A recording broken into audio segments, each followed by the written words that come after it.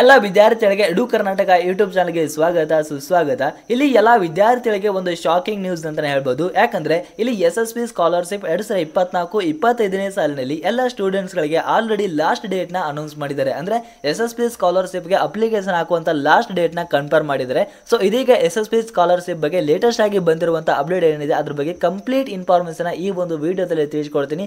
So ವಿಡಿಯೋನ starting ಇಂದ end ವರೆಗೂ ಕಂಪ್ಲೀಟ್ ಆಗಿ ನೋಡಿ. ಸೊ ಪ್ರತಿಯೊಂದು ಇನ್ಫಾರ್ಮೇಶನ್ ಕೂಡ ನಿಮಗೆ ಸಿಗುತ್ತೆ. ಅದಕ್ಕಿಂತ ಮುಂಚೆ ಎಡು ಕರ್ನಾಟಕ ಯೂಟ್ಯೂಬ್ ಚಾನಲ್ಗೆ ಸಬ್ಸ್ಕ್ರೈಬ್ ಮಾಡ್ಕೊಂಡು ಈ ಒಂದು ವಿಡಿಯೋಗೆ ಒಂದು ಲೈಕ್ ಕೊಡಿ.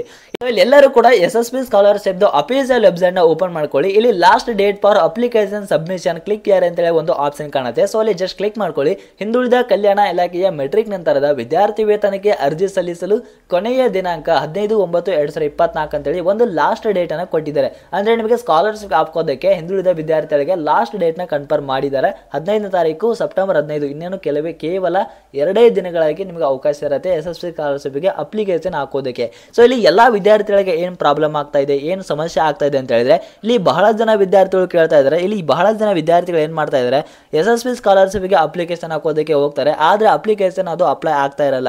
ಸೊ ಇದಕ್ಕೆ ರೀಸನ್ ಏನು ಅಂತ ಹೇಳಿದ್ರೆ ಇಲ್ಲಿ ಬಹಳ ಜನ ವಿದ್ಯಾರ್ಥಿಗಳು ಇನ್ನೂ ಕೂಡ ಇಲ್ಲಿ ಅಕಾಡೆಮಿಕ್ ಇಯರ್ ಏನಿರುತ್ತೆ ಸೊ ಅದರದ್ದು ಡೀಟೇಲ್ಸ್ ಇನ್ನೂ ಅಪ್ಡೇಟ್ ಆಗಿರೋದಿಲ್ಲ. ಕೆಲವೊಂದಿಷ್ಟು ಸ್ಟೂಡೆಂಟ್ಸ್ ಗಳಿಗೆ ಅವರ ಒಂದು ಯೂನಿವರ್ಸಿಟಿ ಕಡೆಯಿಂದ ರಿಸಲ್ಟ್ ಬಂದಿರೋದಿಲ್ಲ, ಮತ್ತೆ ಕಾಲೇಜ್ ಕಡೆಯಿಂದ ಯೂನಿವರ್ಸಿಟಿ ಕಡೆಯಿಂದ ವಿದ್ಯಾರ್ಥಿಗಳಿಗೆ ಏನು ಡೀಟೇಲ್ಸ್ ಇರುತ್ತೆ ಅದು ಅಪ್ಡೇಟ್ ಆಗಿರೋದಿಲ್ಲ. ಸೊ ನಿಮಗೆ ರಿಸಲ್ಟ್ ಬರೋವರೆಗೂ ಕೂಡ ನಿಮಗೆ ಅಪ್ಲೈ ಮಾಡೋಕೆ ಆಗೋದಿಲ್ಲ, ಮತ್ತೆ ನಿಮ್ಮ ಡೀಟೇಲ್ಸ್ ಏನಿರುತ್ತೆ ಅದು ಅಪ್ಡೇಟ್ ಆಗೋವರೆಗೂ ಕೂಡ ನಿಮಗೆ SSB ಸ್ಕಾಲರ್ಶಿಪ್ ಗೆ ಅಪ್ಲೈ ಮಾಡೋದಕ್ಕೆ ಆಗೋದಿಲ್ಲ. ಹಾಗಾದ್ರೆ ಈಗ ಎಲ್ಲ ವಿದ್ಯಾರ್ಥಿಗಳು ನೀವು ಕೇಳಬಹುದು, ಇದೇ ಒಂದು ಲಾಸ್ಟ್ ಡೇಟ್ ಏನಾದರೂ ಕನ್ಫರ್ಮ್ ಆದ್ರೆ ನಾವೇನ್ ಮಾಡಬೇಕು, ನಾವು ಯಾವ ರೀತಿಯ ಸ್ಕಾಲರ್ಶಿಪ್ ಗೆ ಅಪ್ಲೈ ಮಾಡಬೇಕು ಅಂತ ಹೇಳಿ ನೀವು ಕೇಳಬಹುದು.